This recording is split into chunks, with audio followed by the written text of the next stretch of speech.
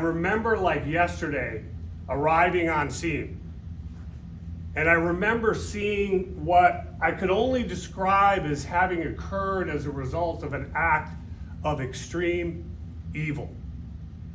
What I observed on the side of the road there is unspeakable and inhumane, and evidence of man's inhumanity to man.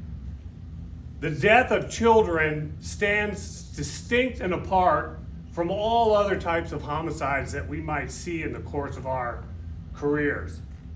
And to see young Julian, then 4 years old, on the side of a road with a bullet hole in his forehead, murdered execution style, along with his 3-year-old brother, Damien, who had been shot in the heart and drowned in his own blood, I can tell you that I became angry.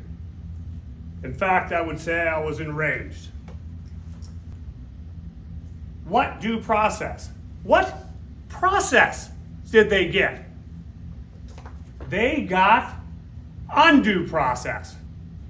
Because on the eve of Christmas Eve, December 23rd, 2024, on the way out of the front door of the White House, within less than a month of departing the White House, a cabal within the administration, by utilization of an auto pen or by the exertion of some undue influence on a clearly diminished president, signed an executive order, a clemency order, granting clemency to the men who murdered these children without process and without justice, without inquiry, without involvement, without knowledge. Under the cover of darkness, this was done. As a sheriff of this county, I'm pledging my full support, the full weight of this office to assist in this investigation. I've appointed our Deputy Chief, Michael Swanchek, and our Captain of our Criminal Investigations Division, Steve Sessoms, to oversee this case, along with the other, we have over 800 personnel in this agency, and I don't care what it takes to make sure that this case gets done the right way. We have a lot of work to do, but our detectives here are second to none. They do a great job each and every single day. I just know by working together, there's nothing that we can't overcome.